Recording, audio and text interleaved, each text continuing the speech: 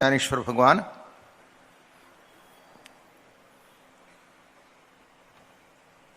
आणि परमबोधाच्या अवस्थेमध्ये प्राप्त झाल्यानंतर काय घडतं? ओल्हावले मन परतोनी पाहे तव प्रपंच दिसे आया गेले.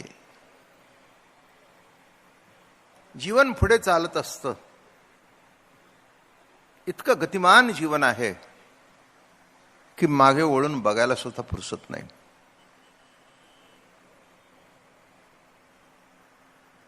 प्रत्येक क्षणाला मनुष्य पुढे बघत चालत असतो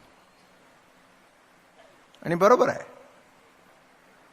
पण एक जीवनाची पद्धत अशी आहे की रस्ता ओलांडताना नुसतं पुढेच बघू नये, मागे सुद्धा बघावं,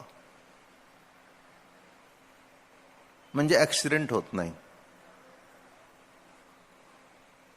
आणि पुढे बघणाऱ्याला मागचं दिसत नाही म्हणून साईड मिरर केलेले आहेत. त्याच्यातून दिसतं, इकडून दिसतं, डाव्या बाजूने कुठची गाडी आली, उजव्या बाजूने कुठची गाडी आली. त्या अंदाजाने तो गाडी चालवतो आणि पुन्हा सेंटर मिरर असतो, बरोबर बारकं चालतं. तेव्हा मागे पुढे बघणं नुसतं पुढेच बघणं नव्हे, मागे काय आहे याचाही विचार करणं. पुढे गेला आणि मागची येणारी गाडी जर बघितली नाही तर ऍक्सिडेंट झाल्याशिवाय राहत नाही. तसं आयुष्यात पुढेच गेला, पण पुढे नेण्यामागे तुझ्या मागे कोण आहे हे जिथपर्यंत मागे वळून बघत नाही तिथपर्यंत जीवनामध्ये सुख समाधान प्राप्त होत नाही. ओल्हावले मन परतोनी पाही. ओल्हावले म्हणजे तृप्त झालेले मन, समाधान झालेले मन, आनंद पावलेले मन. ओल्हावले मन. एक संसारातला व्यवहारातला दृष्टांत देतो.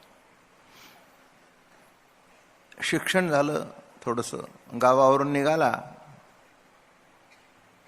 पुण्यामध्ये आला. असे कितीतरी इथे असतील. आता पुण्यामध्ये आला, कुठेतरी नोकरीला लागला. नोकरीला लागता आता धंदा शिकला, थोडीशी टपरी घेतली, इथे फायदा झाला.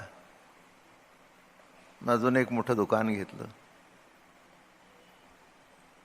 दुकान घेतल्यावर लग्न झालं, 2 मुलं झाली, मुलं मोठी झाली, मोठा फ्लॅट घेतला आणि आता समाधानात जगतोय. आणि समाधानात जगत असताना आपल्या आयुष्याच्या मागे वळून बघतो. आलो तेव्हा आपण पुण्यात कसे आलो आणि आता राहतो कुठे?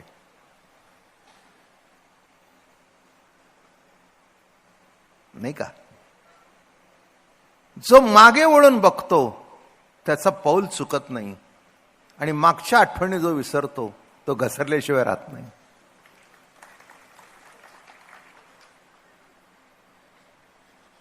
गावावरून निघताना आपल्या खिशात 10ची नोट नव्हती. आपल्या शेजारचे काका होते, ते म्हणाले, अरे गावात काय राहतो, जा ना, हुशार आहेस तसा तू. पैशामुळे शिक्षण जास्त झालं नाही पण हुशार आहेस, हे घे 20 रुपये घेऊन ठेव, जा.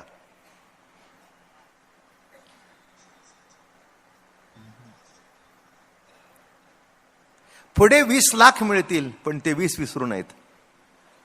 आणि पुढचं 20ला माहिती नाही 20 दिले का घेतले. नोटीला कळत नाही मी कोणाच्या हातात आहे, पण दिलेल्या हाताला विसरू नये.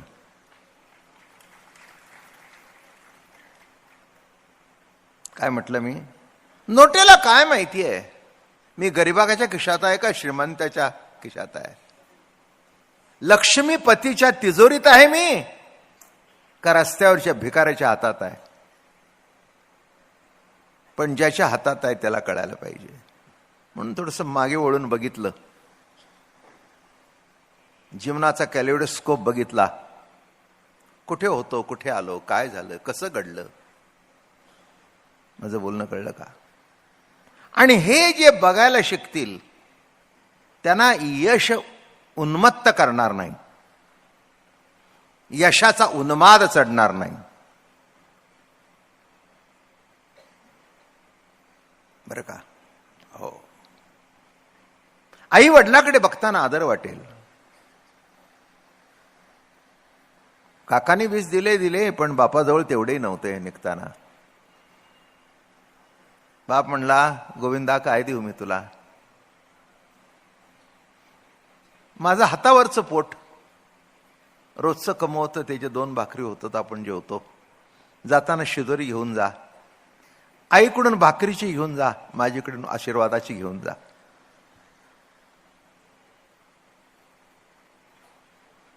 या 2 शिदोरीवर तो कोठ्याधीश झाला. पण मागे वळून पाहिलं पाहिजे. बरं का?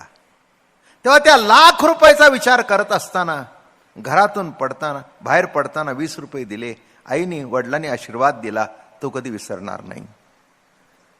तसं जीवनामध्ये जेव्हा जेव्हा यशपदरात पडतं तेव्हा मनुष्य इतका उन्मत्त होतो की लहानपणी जो देवाची पूजा करत होता, देवाला मानत होता, तो पैसा भरपूर झाला, श्रीमंती झाली, तो नास्तिकपणाकडे वळला आणि मी देवाला मानत नाही म्हणू लागला. कशी अवस्था आहे बघा. जीवनामध्ये जसं आई वडिलाला विसरू नये, तसं जीवनामध्ये ज्या प्रभूंनी हे जग निर्माण केलं आणि ज्या जगातला एक छोटासा अंश तुम्ही आहोत, तो अंश कोणाचा आहे हे कधी विसरू नये. म्हणून जरा मागे वळून पाहावं. ओल्हावले मन परतोनी पाही. मग काही नाही, मुलं आपापल्या नोकरीला लागली, सगळं छान, यांचं याब राखून सगळं होतं, काही यांच्यावर कमी नव्हतं. उलट मुलगा भेटायला आला तर हेच देत होते. मग पती पत्नी दोघं बसले, काय ग, कुठे होतो आपण, कुठे आलो? कुठे होतो आणि कुठे आलो? तसं अध्यात्मामध्ये मी जीवदशेमध्ये होतो, आता कुठे आलो? परतोनी पाहे. होई सांगतो, परतोनी पाठी मोरे ठाके आणि आप आपणिया ते देखे, देखत केवो ओळखे म्हणे हे तत्व मीची. परतोनी पाठी मोरे ठाके. जरा मागे वळून बघ, कोण आहे? मीपणाच्या मागे कोण आहे? शब्द उठतो. आपण मागच्या प्रवचनात परापश्यंती मध्यमा वैखरी, पण परावाणीला सुद्धा धक्का देणारा कोण आहे? त्याच्या मागे कोण आहे? हे बघा, त्याचा माग काढत जाणं नामे परमार्थ. माझं बोलणं कळलं का? त्याचा माग काढत जाणं, मागे मागे मागे मागे मागे जाणं. काय? कोण आहे तुमच्या मागे? कोणीतरी असल्याशिवाय. साधा व्यवहारातला प्रश्न सुद्धा माणसं विचारतात, का हो, आम्ही 10 वर्ष झाली तुमच्या इतक्या डिग्र्यात, आम्हाला नोकरी लागत नाही, कोण आहे तुमच्या मागे? म्हणजे नोकरी लागण्यामध्ये मागे कोणीतरी आहे, धंदा उघडण्यामागे कोणीतरी आहे. तसं संपूर्ण जीवन जेव्हा जगतोस, 60, 70, 80, कोणीतरी आहे ना मागे. कोण आहे? कोण आहे जीवनाच्या मागे? कोण आहे? मी म्हणावया म्हणते कोण? कोणाची आसत्ते? कोण? केन? नाही का? कोहम शब्दाचा अर्थ तोच आहे. कोहम, कोण आहेस? कोहम, कोण आहेस? कुठून आलास? काही पत्ता नाही, काही पत्ता नाही. क्षमा करा मला. कारण काही काही गोष्टी अशा असतात जीवनामध्ये दुःखदायक असतात. एखादं अनाथ मूल असलं, त्याला आपला बापही ठाऊक नसतो आणि आई ठाऊक नसते. रस्त्याच्या टोपलीमध्ये कोणीतरी टाकलेलं असतं आणि त्याला वाढवलं जातं. तो कोणाकडे मागे वळून पडणार, बघणार. पण पुढचं सांगतो, मागे वळून बघायला जरी कोणी नसलं तरी मागचं कळावं हा त्याला हेतू असतोच.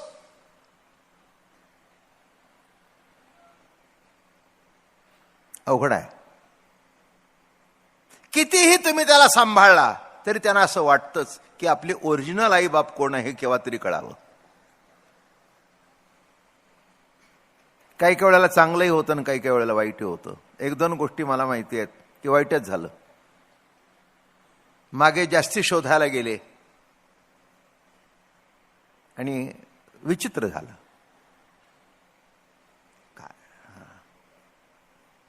तिथे ठीक आहे, पण ज्या प्रभूने जीवन दिलं त्याचा माग काढत जाणं यालाच परमार्थ म्हणतात, यालाच अध्यात्म म्हणतात. तसं ओल्हावले मन परतोनी पाही. ओल्हावले मन तृप्त झालं, समाधान आहे. पण समाधान झाल्यानंतर थोडंसं मागे वळून पाहावं. काय आम्ही मागे काय वळून पाहतो मी माझंच सांगतो. काय इथे बसल्यानंतर, गादीवर बसल्यानंतर आज लाखो माणसं परंपरेमध्ये आहेत. मी म्हटलं ना 10 लाख तर माझ्या हातूनच माळा झाल्या. लाखो माणसं मागे आहेत, पण कधी मनात वाटत नाही हे आपलं आहे. असं वाटतं याच्या मागे आमचे सद्गुरू आहेत. त्या सद्गुरूकडे वळून पाहावं आणि त्यांना म्हणावं, महाराज ही मान जी मागे वळून पाहते ना ती कायम तशीच राहू द्या, म्हणजे तुम्ही आमच्या मागे राहाल.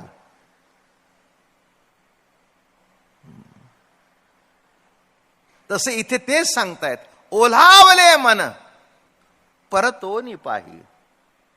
समाधान झालं, तृप्त झालं. अध्यात्मामध्ये पुढे प्रगती झाली नाही का. मी ब्राह्मण आहे, मी क्षत्रिय आहे, मी वैश्य आहे, मी शूद्र आहे, मी अमका आहे, मी तमका आहे, हे सगळ्या पायऱ्या ओलांडत गेला. अगदी वेदांताच्या प्रक्रिया सांगताना मनोमय कोश, विज्ञानमय कोश, हे सगळे कोश ओलांडत ओलांडत पुढे गेला. आणि विशिष्ट भूमिकेवर उभा राहिल्यानंतर जागा मागे ओढून बघितलं. ओल्हावले मन, किती गोड शब्द आहे. ओल्हावले मन परतोनी पाही. तव प्रपंच दिसे आवा गेला गे माया. आया संप. मागे वळून बघितलं. मागे वळून बघितल्यावर कळलं जगत नसून माझा प्रभूच नटलेला आहे जगत रूपाने. पहिल्यांदा वाटत होतं जगत आहे, जीव आहे, पण मागे वळून बघितल्यानंतर कळलं परतोनी पाठी मोरे ठाके. आणि कुणाला बघे आपण या ते देखे, देखत के हो ओळखे म्हणे हे तत्व मीची, हे तत्व मीच आहे. जरा मागे वळून पहा, मागे वळून पहा. काय व्यवहारामध्ये सुद्धा मागे वळून पाहण्यात गंमत असते. काही काही वेळेला मुलगा आईवर ताणून ताणून बोलत असतो.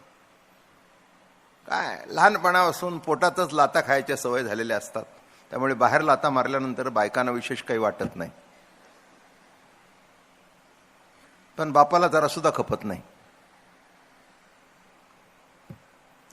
त्याच्यामध्ये काही चूक आहे अशातला काही भाग नाही. जीवनाची घटनाच तशी घडलेली आहे. आवाज चढून बोलत असतो, तितक्यात बाप दारात उभा राहतो. आता बोलत असतो तिला, पण त्याला तो काही बोल नाही म्हणून बाबा तुम्ही केव्हा आला.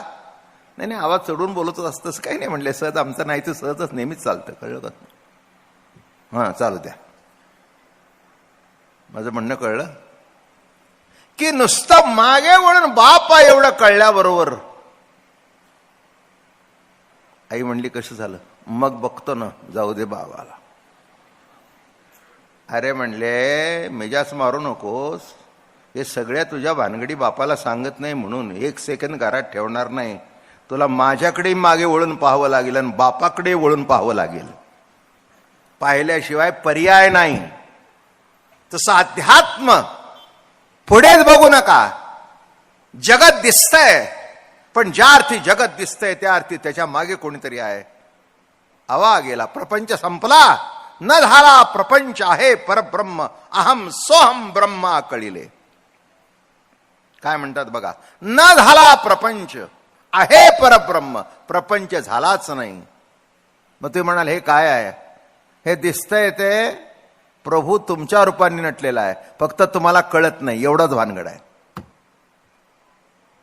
म्हणून मी अनेक वेळा सांगतो, तुम्ही जर मला विचारलं की देव कसा आहे, मी सांगेन तुझ्यासारखा आहे, तुझ्यासारखा आहे, तुझ्यासारखा आहे.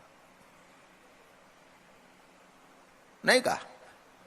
प्रमाण देऊ का ज्ञानोबा राहायचं? अनंत रूपे अनंत वेशे देखिले म्या तयासी, पण बाप रुखमा देऊर खुण बाणली आईसी.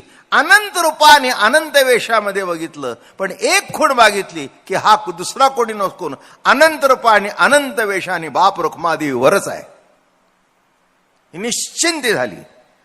त्यामुळे कोणत्याही वेशात बघितलं म्हणून फरक पडला नाही. नामदेवरायांनी मागे वळून बघितल्यानंतर फक्त विटेवर पांडुरंग दिसत होता, आणि अजून मागे वळून बघितल्यानंतर खेचर स्वामीची भेट झाल्यानंतर आणि जेव्हा कुत्र्यात सुद्धा देव दिसू लागला, तेव्हा मागे वळून बघितलं की मागे काय होतं आणि आता काय आहे. मागे वळून बघितलं. मग त्याच्यानंतर गुमानला गेले, नाही तर पंढरी सोडून जात नव्हते. कारण माझा देव कुठे आहे? पंढरीतच. माझा देव कुठे आहे? महाद्वारातच. माझा देव कुठे आहे? विटेवरच. आणि मागे वळून जेव्हा खेचर स्वामीचा अनुग्रह बघितला तेव्हा कळलं, विठ्ठल जळीस्थळी भरला, रीता ठाव नाही उरला, आणि अजिम्या दृष्टीने देखिला. काही काही माणसं असं म्हणतात, तुकाराम महाराजांना कोणाचा राग आला नाही, ते काही त्याच्यात काही विशेष आहे अशातला भाग नाही. हे बघा, ह्याच्यात दोन व्याख्या केल्यात. एका ठिकाणी महाराजांनी म्हटलंय, कल्पनेची सासू तिचा बहुचची जाचू. ही जी कल्पना आहे ना, ती तुम्हाला अतिशय त्रास देते, घरात बसून देत नाही. हे कर, ते कर, ते कर, ते कर, ते कर, आणि पुढे हे मिळालं नाही, ते मिळालं नाही, ते मिळालं नाही, ते मिळालं नाही, ते मिळालं पाहिजे, ते मिळालं पाहिजे, हे घडायला पाहिजे. कल्पना. जिथे जाल तिथे तुम्ही आहे. अजून सांगू का? तुमची कल्पना झोपल्यानंतर जाते अशी गैरसमजूत आहे. ती तुमची जी अव्यक्त कल्पना असेल ती स्वप्नातून बाहेर पडते, आहे का नाही? प्रत्यक्ष जगत आहे, बरोबर आहे ना? प्रातिभासिक आहे आणि आध्यात्मिक आहे. प्रातिभासिक म्हणजे जे स्वप्नात दिसतं ते भासतं पण नसतं. कळलं? काही काही वेळेला माणसं स्वप्नात आपली प्रेत यात्रा बघतात, खांद्यावरून गेलेलं बघतात, रडत उठतो. बायको म्हणते काय झालं? बघा, नाथ इतके मजेशीर आहेत ना. भ्रतार सेजे निजोनी नारी, बर का? पती गेला म्हणून वैधव्य शंख करी, आणि पती जरी तिसी पुसे तरी म्हणे मी रांडवले. काय कसं लिहितात बघा. झोपली होती ती, ओरडून ओढली. हा अहो काय अहो म्हणलं काय सांगू, तुम्ही मिळाला. पती जरी तिसी पुसे तरी ती सांगते तरी म्हणे मी रांडवले. शेजारी झोपलेला पती जर कळत नाही तर हृदयातला परमात्मा कसा कळेल? काय सांगावं तुम्हाला? ती सांगते तुम्ही मेला ग, मी नाही ग, मी आहे तुझ्या शेजारी. कल्पना कळली का? काय कळते कल्पना? कल्पना अशी आहे, नाही ते दाखवते, नाही ते दाखवते. म्हणून एक कल्पना आली की नाही आपलीच आपल्याबद्दलची, तर ती कल्पना आपल्याला झोपून देत नाही. आपल्या वयाचा जर कोण गेला ना लवकर हार्ट फेलनी, आणि आपल्याला सहज वाटलं, झोपेतून उठून बसला, बायको म्हणली काय झालं? नाही म्हणला, आपल्या बरोबरचा गेला. अहो म्हणली चेकिंग करून आणलंय तुमचं, सगळं नीट आहे. नाही पण म्हणला गेलो तर. आता म्हणली कशाला नको त्या कल्पना करता? कळलं का? कल्पना नको ती कल्पना कशाला करता? बर समजा गेला, बायको स्पष्ट होती, गेला तर तुम्हाला काय कळणार आहे? आम्हाला दुःख होणार आहे, आम्हाला रडू द्या, तुम्ही का रडताय? कशी कल्पना आहे? हे नसतेने रूपे रूपा आली, आणि असत्याची पिल्ले स्वये व्याली गरोदर. नसतेने, कशी आहे कल्पना ही? कल्पना म्हणजे मन. वाया मन हे नाव, एरवी कल्पनाची सावयव. ज्ञानोबा म्हणतात वाया कल्पना म्हणजे काय? इकडे इकडे इकडे इकडे इकडे इकडे, चांगलं वाईट चांगलं वाईट, चांगलं येता येता मनामध्ये वाईट येतं, वाईट येता येता चांगलं येतं. काय अतिशय अवस्था बिकट असते माणसाची. चांगलं येता येता उलट मनात केव्हा येईल हे आपल्याला कळत नाही. आणि म्हणून या ठिकाणी महाराज म्हणाले, स्त्री ओखटी ते जीव म्हणशी तरी कल्पने एवढी भोगती. पुत्र अपत्य त्यजू म्हणसी तरी इंद्रियासी नाही निवृत्ती. पुत्र नको, अपत्य नको, इंद्रिय टाकता येतात. काय हाताचे करणे का पायाचे चालणे थांबलं नाही. हात काही करत नाहीत, पाय काय करत नाही, पण मन थांबलं. माझं बोलणं कळलं का? माणूस डोळ्यांनी बघतो, हाताने शिवतो, पण डोळ्यांनी न बघता आणि हाताने न शिवता मनाने सुद्धा शिवता येतं. कळलं का तुम्हाला?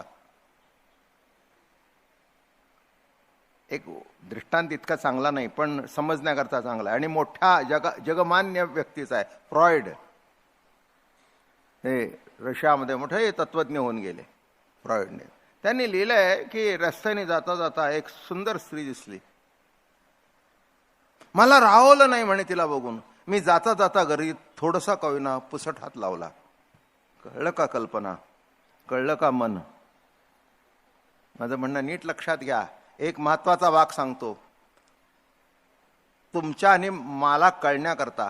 मनात वाईट येणं वाईट नाही, पण ते कल्पनेतून उतरणं वाईट आहे. माझं बोलणं कळलं का? मनात वाईट विचार येणं वाईट नाही, पण तो, हे बघा, चोरी करावी असं विचार आला तुमच्या मनामध्ये, विचार आला, ठीक आहे, पण केली तर गुन्हेगार. केली तर. तसं जे मनात येतं, जे कल्पनेत असतं, ते जर प्रत्यक्ष कृतीतून उतरलं तर गुन्हेगार. गुन्हेगार. नीट लक्षात घ्या. तसे इथे काय सांगतायत? तरी इंद्रियासी नाही निवृत्ती. तू जरी गप्प बसलास तरी इंद्रिय कुठे निवृत्त झालेली आहेत? इंद्रिय निवृत्त झाली असती ना तर तुम्हाला भूक लागली नसती. इंद्रियांनी निवृत्ती घेतलेली नाहीये. तुम्ही नको म्हटला तरी आतून भूक लागतेच. एक सांगू का? ज्या क्षणाला तुम्हाला असं वाटतं पोट भरलं, त्या क्षणाला ते रिकामं होऊ लागतं. पुढच्या भुकीची तयारी होते. ज्या क्षणाला रिकामं झालं, सकाळी उठल्यावर चहा घेतला ना, वा, मग त्याच्यावर थोडस टोस्ट म्हणा, बटर म्हणा, घेतलं, झालं. मग आता एवढं घेतल्यानंतर मग आता गप्प बसायला पाहिजे ना. एका तासाने, अगं नाश्ता तयार झाला का नाही? काय गमत आहे? नाश्ता. पोटभर नाश्ता केला, 2 प्लेट पोहे खाल्ले. 12:30 झालं की आतून प्रक्रिया सुरू झाली. जरा भूक लागायला लागली. डबा काढला, भरपूर जेवला, 2-3 पोळ्या, भात बीत खाल्ला. पुन्हा 4 वाजता चहा घेतला. पुन्हा घरी आल्यानंतर काही केलं नाहीस का अजून? मग आल्याबरोबर काहीतरी चिरमुरे शेव तोंडात टाकली. पुन्हा रात्री 9 वाजता जेवला आणि झोपताना म्हणला, अजून दूध नाही का आणलं? आता विचार करून बघा, याचा अर्थ कळला का? ज्या क्षणाला आपल्याला वाटतं पोट भरलं, त्या क्षणाला रिकाम होण्याची सुद्धा प्रक्रिया पोटात सुरू होते. काय आश्चर्य आहे! काय आश्चर्य आहे! ही काय श्रीहरीची लीला आहे. म्हणून काय टाकतोस? प्रकृती जिथपर्यंत आहे, जीवन जिथपर्यंत आहे, तिथपर्यंत या गोष्टी घडणारच. तू नको म्हणून जमत नाहीच.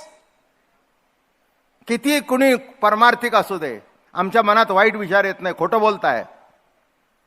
ज्ञानोबारायांनी कामाचं वर्णन केलं, लोभाचं वर्णन केलं. ते वाईट विचार आल्याशिवाय केलं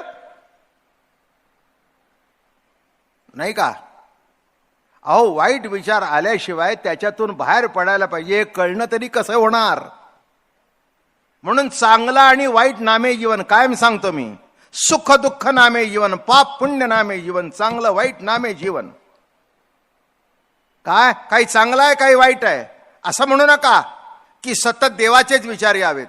नाही, ते तुमच्या हातात नाही. देवाचा विचार येता येता केव्हा भूताचा येतो सांगता येत नाही.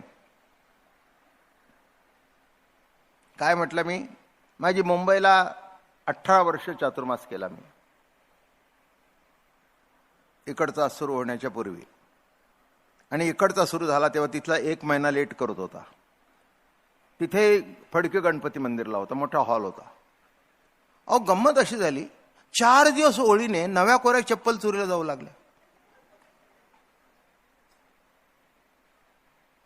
एकाने मला सांगितलं, हो महाराज असं असं डिक्लेअर करा. मग मी म्हटलं, बाबा तुला विनंती आहे, एकाच दिवशी जेवढे घेऊन जायचे तेवढे घेऊन जा. आणि दुसरी गोष्ट, खूप नेलस या देवळातून, आता दुसरं देऊळ शोधणं. नाही, दुसरं देऊळ शोधणं बरं का. आणि हे चोराचे सांगितले, सज्जनाला सुद्धा आपल्या चपल्या शेजारी आपल्या मापाची जर नवीन कोरी चप्पल असेल ना, असं वाटतंच पाय घालून जावा. नाही म्हणू नका, खोटं बोलताय. नाही म्हणू नका, खोटं बोलताय. वाटतच. लाज वाटते का? आत्ताच प्रवचन ऐकलंस ना तुमच्या होय, मी तुम्हाला देत होतो. बरं,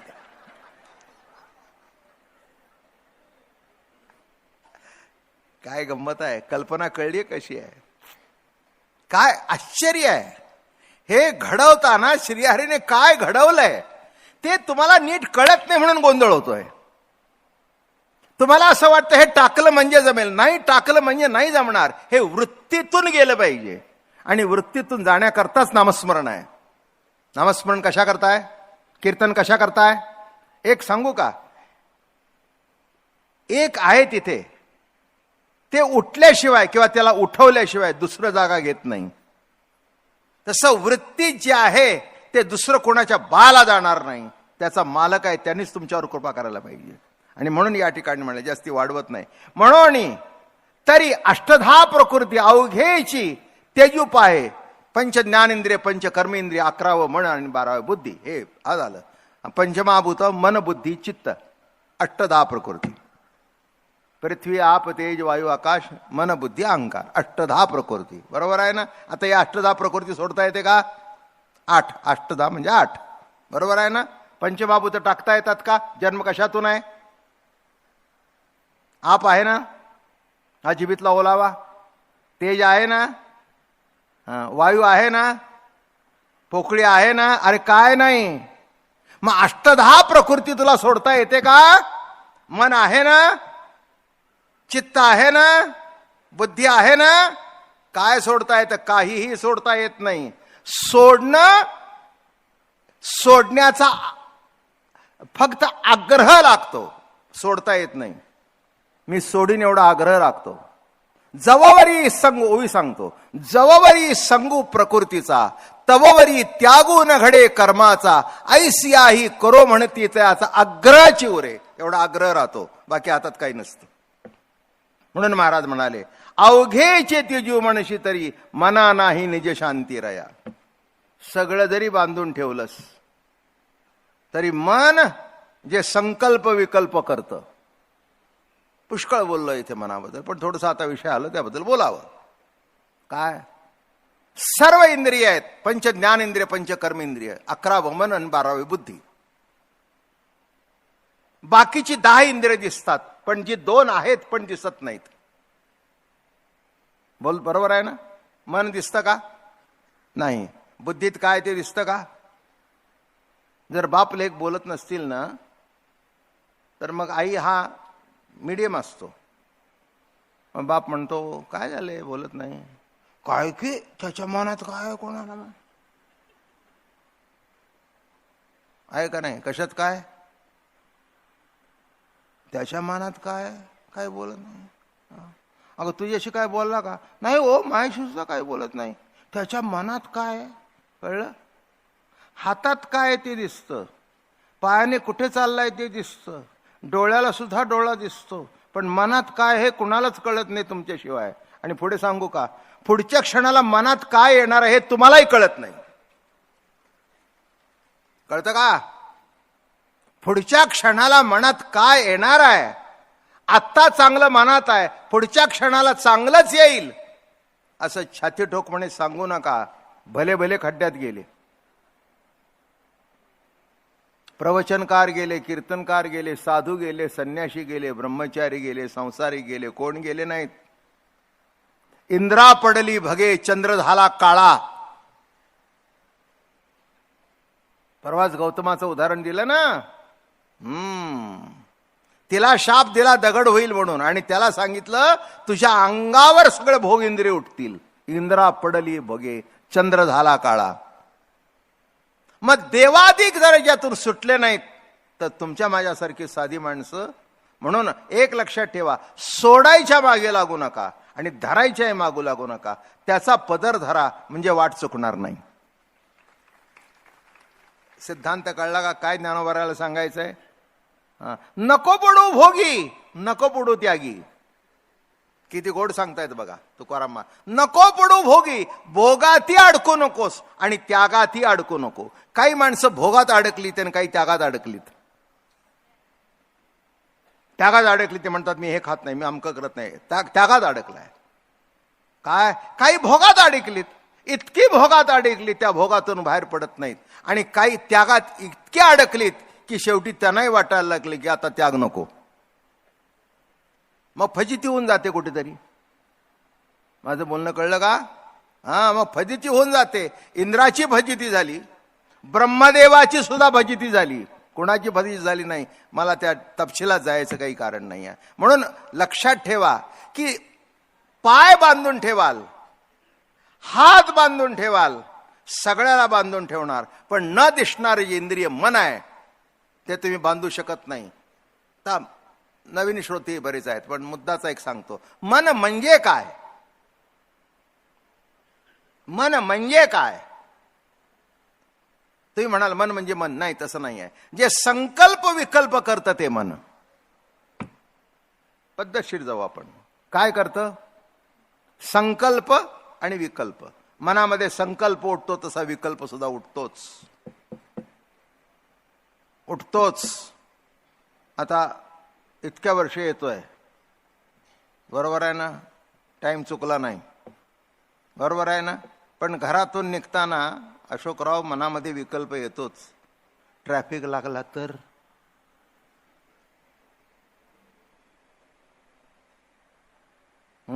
आपली गाडी अडकून पडली तर, फेल झाली तर, आज इतक्या दिवस आपण 1 मिनिट चुकलो नाही, चुकलो तर. येत नाही असं म्हणता का? अहो, ज्या अर्थी तुकाराम महाराजासारखा द्रष्टा पुरुष म्हणतो, दुर्बुद्धी ते मना कदा नुपजो नारायणा. दुर्बुद्धी ते मना. अरे पांडुरंगा, माझ्यात दुर्बुद्धी येऊ नकोस. अरे ज्यांचे शब्द ऐकल्यानंतर आमच्या जन्मजन्मांतराची दुर्बुद्धी जाते, ते तुकाराम महाराज मागणं मागतायत की माझ्यात दुर्बुद्धी येऊ नको. म्हणजे किती अवघड आहे ते बघा. किती अवघड आहे ते बघा. काही काही रोग जे इंजेक्शननी बरं होत नाहीत, बरं का, मला माहिती आहे. काही काही साधू संतांच्या आशीर्वादानेही बरे होतात. माझ्या समोर आहे तो उदाहरण, माझ्या समोर आहे तो उदाहरण. हो, पण मनापासून आपली त्यांच्यावर श्रद्धा पाहिजे.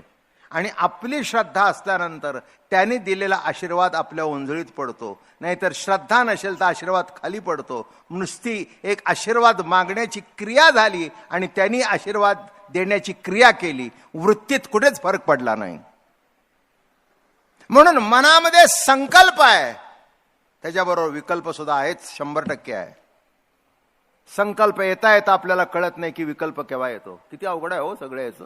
एकंदर जर गणित मांडलं तुम्ही, असं आहे, संकल्प येता येता विकल्प येतो. चांगलं होता होता वाईट, बरोबर ना? ऑपरेशनला गेलाय, वाचतोय का मरतोय कोणाला माहित. येतो आता, जगलो वाचलो, याच्यातून तुटलो तर काय. अहो, तुमच्या घरचं रोज उदाहरण देतो. तुम्ही घरातून निघताना तुमच्याबद्दल बायकोच्या मनामध्ये भरपूर विकल्प असतात.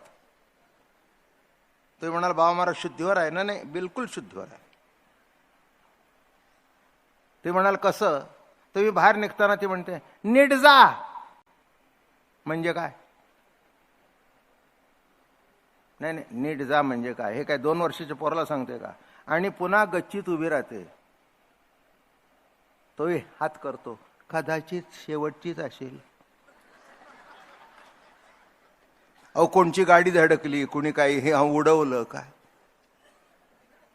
पडशील, सेल्फी होईल.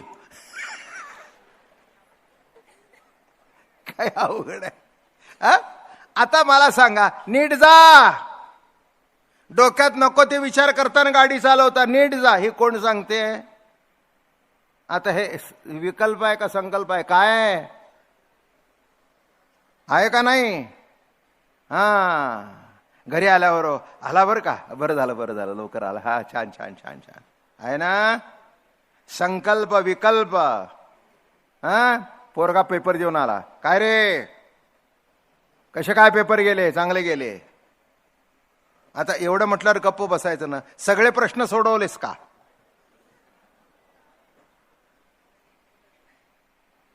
सोडवले, पण नीट लिहिलेस का? आता हे कशाचं दर्शन आहे पुढचं?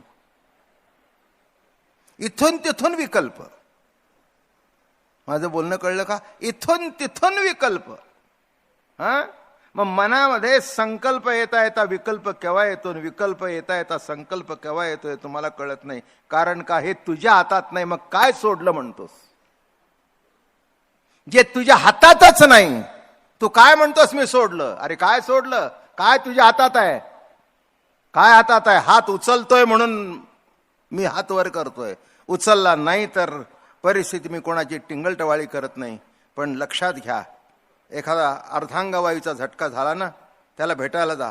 तो असं करतो. आपलाच हात आपल्याला उचलत नाही. त्या दिवशी कळतं आपला हात दिसतोय, पण हातामध्ये हात कोणाचा तरी होता. तो हात काढून घेतल्यानंतर हा नुसता ग्लोव राहिला. ग्लोव. हात मोजा कळलं का? हात मोजा घातल्यानंतर तो हात मोजाला सुद्धा एक चकाकी येते, पण काढून टाकल्यानंतर असं मरगळलेलं पडतं. पहिलं बोट इकडे, दुसरं इकडे, हात तिकडे. तशी हाताची अवस्था आहे. मग ग्लोव मध्ये तुमचा हात आहे. हा हात तुमचा ग्लोव आहे. त्या हातामध्ये हात प्रभूचा आहे. त्याने हात काढून घेऊ दे, मग कळेल. हे सांगण्याकरता हे अभंग आहे. तू काय सोडतोस आणि काय धरतो? म्हणून महाराज या ठिकाणी म्हणाले, मनसी तरी अष्टदा अवघे चित्तेजू पाहे मनसी तरी मना नाही निज शांती रया. मनाला कधीही विश्रांती नाही. मनाला कधी. म्हणून शेवटी माणसं म्हणतात, जरा आता तुम्ही असं करा, या घरातून त्यांना बाहेर काढा, कुठेतरी हवेला घेऊन जा, जरा समोरचं चित्र बदलू द्या. काय? माणसं घरात बसून कंटाळतात ना, म्हणून संध्याकाळी फिरायला बाहेर पडतात. काय? ती तोंड बघण्यापेक्षा मग मित्र भेटला, काय रे, कसं काय, काय चाललंय, काय नाही,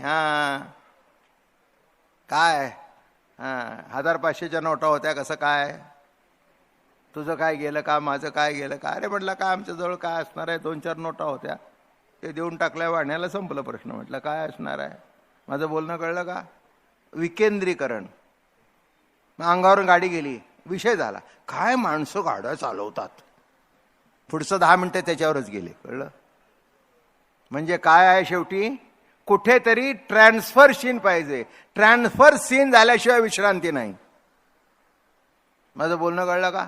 तुम्ही इथे आज 34 वर्ष झाली ना, फुल येत आहे रोज न चुकता. येत आहे ना? का? काय येता? ते काय 100% परमार्थिक आहात का? मी नाही. तुम्हाला कशाला सांगू? मला तिकडे तिकडे काय बोलता येत नाही. तुम्ही म्हणाला अगदी मी कधी मला संत म्हणून घेतलं नाही, महाराज म्हणले नाही घेतलं. तुम्ही म्हणता म्हणून ओळखीचं नाव आहे एवढंच, याच्यापेक्षा दुसरं काही नाही. मी तुमच्यातलाच आहे, एक साधा सुद्धा संसारिक माणूस आहे. तुमच्या जीवनामध्ये अडचणी आहेत तशा माझ्या जीवनामध्ये अडचणी आहेत. फक्त मी काय करतो, त्या गाठी सोडवण्याचा प्रयत्न करतो. आणि मी सोडवण्यापेक्षा प्रभूला सांगतो, माझ्या हाताला हात तुझा लाव, म्हणजे ह्या नको त्या गाठी सुटून जातील. एवढंच करतो, याच्यापेक्षा दुसरं काही नाही. संदेहाच्या सुटल्या गाठी. शब्द कसा आहे? हा, ती कृष्णचरित्रातली गोष्ट माहिती आहे का? अहो, एक गवळण होती, वय झालं होतं तिचं, काय पण खवट होती. सुनानाही घराच्या बाहेर जाऊन द्यायची नाही आणि ती म्हातारी जायची नाही.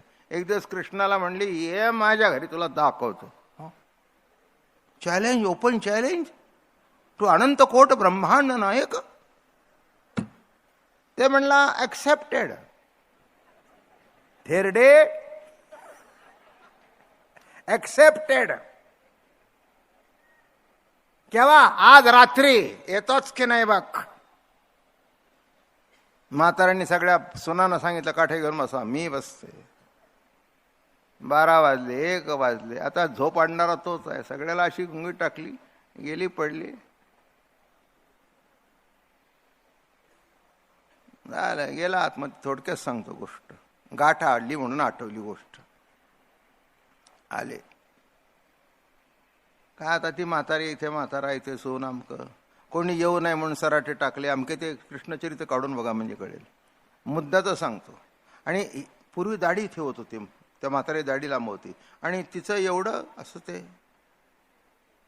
गळून गळून एवढे केस लायले होते. त्याची दाढी ह्याची वेणी.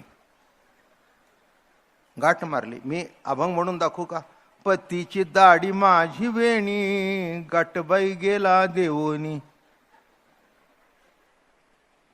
पतीची दाढी माझी वेणी, गाठबाई गेला देवोनी. गाठबाई कोणाशी सुटेना, गाठबाई कोणाशी सुटेना. यशोदे बाळ तुझा ताना, कुठवर सोसू धिंगाणा. मग ती अशी गाठ मारलेली. हा, गाठ मारून निवांत बाहेर उभा झालं. म्हाताऱ्याला वळायचं होतं.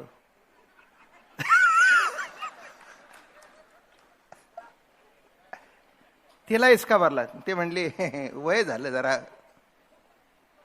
काही कळतं का नाही? केस कशाला उडतं? अगं म्हणला, लाज वाटते का तुला? माझी दाढी तू उडतेस. कळलं का तुम्हाला? खेळतो येण्याची खेळावा. नाही, विचार करा, तुमच्या आयुष्यात असा प्रसंग आला, काय होईल? काय गंमत आहे की नाही? काय? आणि पहिली 5 मिनिटं भांडणीच का. शेवटी सुना आल्या दिवा घेऊन. ते काही बटन दाबायचं नव्हतं. बघितलं तर गाठ बांधली. आता पूर्वीच्या सुना हसता येईल.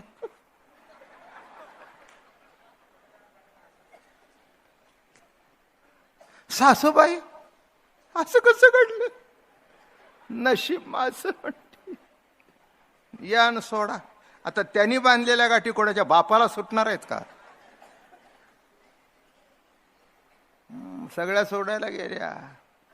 ते म्हणले, नाही तर काप. अहो, कात्र्या सुद्धा चाले ना, कापता येईना, गाठ पण सुटे ना. शेवटी थोरली सून हुशार होती. ती म्हणली, तुम्ही कृष्णाला काही बोलला का? नाही म्हणले, तसं काही मी काही बोललं नाही, पण येऊन तर दाखव म्हणले. हा,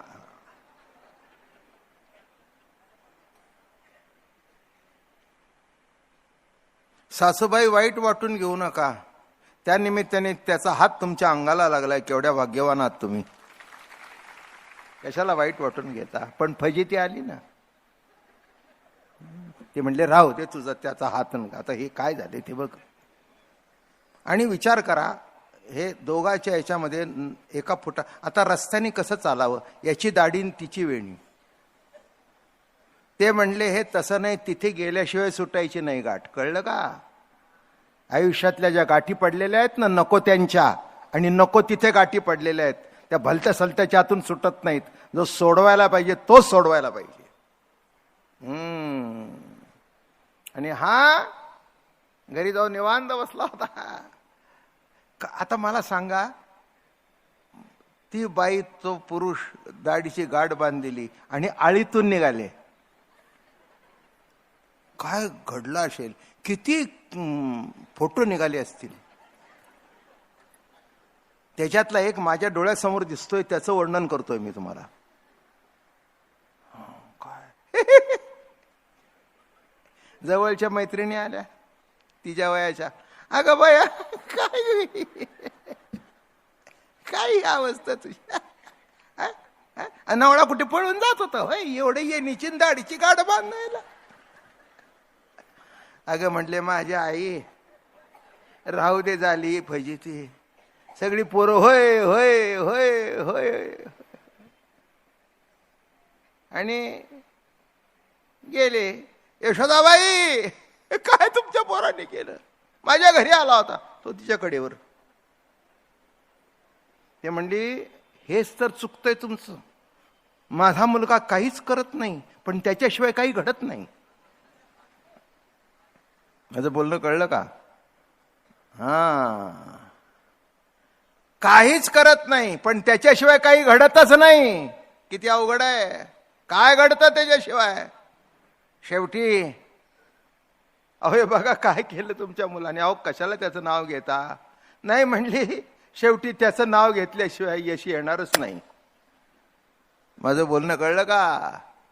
संदेहाच्या सुटल्या गाठी, झालो पोटी शीतळ, संदेहाच्या सुटल्या गाठी. गाठ केव्हा सुटेल? म्हणून गाठबाई कोणाशी सुटेना, गाठबाई कोणाशी सुटेना, यशोदे बाळ तुझा ताना, कुठवर सोसू धिंगाणा. यशोदे बाळ तुझा ताना, कुठवर सोसू धिंगाणा. पतीची दाढी माझी वेणी, गाठबाई गेला देऊनी. आणि मग यशोदाला वाटलं आपण सोडावं, आता तिला तरी सुटणार आहे काय. शेवटी तिला कळलं आणि मग काय केलं माहितीये का? त्याच्याकडे बघितलं, हात जोडले. करुणा येऊ दे तुला, अरे गवळ्याच्या मुला झोंबशी, अरे गवळ्याच्या मुला. सासू सासरे दीर भाचरे, करुणा येऊ दे तुला झोंबशी, अरे गवळ्याच्या मुला. आणि नुसता हाताला हात लावला, सुटली ची जड ग्रंथी, अध्यात्म ग्रंथी सुटली. जी गाठ कुणाला सुटत नाही ती प्रभूच्या हातून सुटते बरं का. जीवनामध्ये जे तिडे पडलेले असतात कोणी सोडू शकत नाही, पण त्याची नुसता हाता यशोदेच्या हाताला हात लावला, तिला कळलंही नाही. बघा म्हणली माझ्या हाताने सुटलं. ते म्हणले ठीक आहे, अजून तुझा दिवस आला नाही, तुझ्या हातून सुद्धा सुटून निघून जाणार आहे. राहिला का यशोदेच्या हातात? राहिला का देवकीच्या हातात? पांडवांचा बंदीजन राहिला, त्यांच्या तरी हातात राहिला का? शेवटी जायच्या टायमाला निघून गेला. नाही कळलं? नाही तुम्हाला कळलं? शेवटी जायच्या टायमाला निघूनच जाणार आहे तुमच्यातून सुद्धा आणि माझ्यातून सुद्धा. वेळ ठरलेली आहे ती त्याला माहिती आहे. मग आता हे जर ठरलेलं आहे, कशा करता भानगडी करतोस? त्याग काय भोग काय? त्यापेक्षा इथे काय सांगायचं ते बघा. अवघाची तुझ जवळी दुमदुमित असता, वरी वरी मुंडसी का करीसी विटंबना. मग कुणी मुंडन करतो, कुणी दंडन करतो. अरे तुला काय वाटतं, मुंडन केलं म्हणजे देव भेटेल? काही काही ना असं वाटत असेल हे केस मध्ये असल्या कारणाने देव डोक्यात शिरत नाही. आता मला कळलं ते सांगितलं मी, नाही का. भरपूर जर केस असेल तर डोक्यात शिरत नाही, असं आहे का? अरे त्या डोक्याचा नाद शिरण्याचा काही प्रश्न येत नाही. महाराज म्हणतायत उगच मुंडन करतोस, नको सांडू अन्न, नको सेवू वन, न लगे दंडन मुंडन ते काही. काय म्हणतायत? न लगे दंडन मुंडन ते काही, साधनाची नाही अटाटी. दंडन नाही, मुंडन नाही, फक्त संताचे संगती मनोमार्ग गती. आणि त्यावेळेला श्रीहरी तुला आकलन होईल.